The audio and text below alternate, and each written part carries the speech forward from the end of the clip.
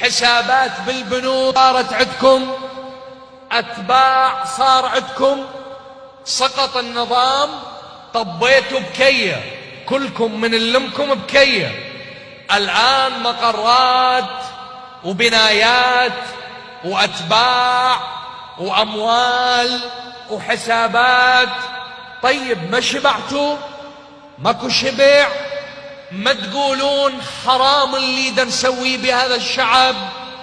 ما تقولون حرام اللي دا نسويه بهذا البلد؟ دا تكوشون على كل شيء، على كل شيء. تتخيل أسأل بالموانئ اليوم يقولوا لي هنا المافيات تحكم. فساد إخواني، فساد، فساد مستشري، مافيات ما حد يقدر يحكي وياها، اللي يحكي وياها يصفى.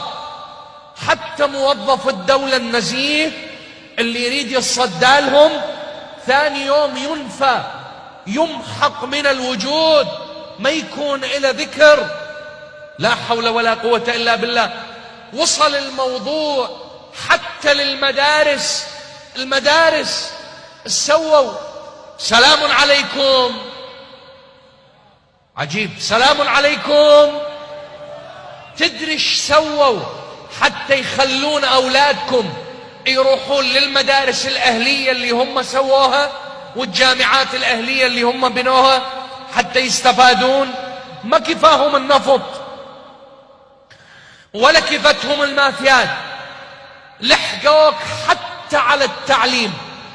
صعبوا المناهج صعبوها بالمدارس، يخلوك تطلع من ثوبك تزهق، يخلون ابنك يكفر بالساعة اللي راح يدرس بيها.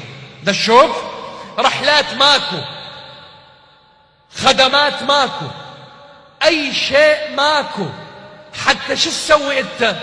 تقول هي على المليون دخل طلعة من المدرسة الحكومي، أودي وين؟ للمدرسة الأهلية. المليون بجيب من راح يطوب؟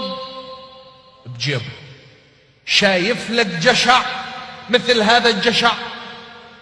شايف لك طمع مثل هذا الطمع؟ هم سمعت، هم مر على إذنك، على سمعك، على بالك هيج نماذج؟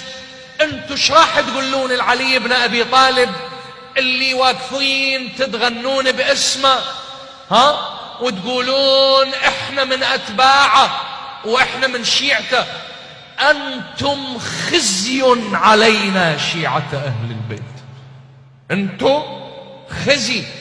أظل أحكيها وين ما أصعد بيا منبر أقولها، لو على هاي ده شوف هالهاي، لو على هاي. أنتم خزي، خزي، وصمة عار. نعم، لا نتشرف أبدا بكم، تشرفون بهم. صلوا على محمد وآل محمد.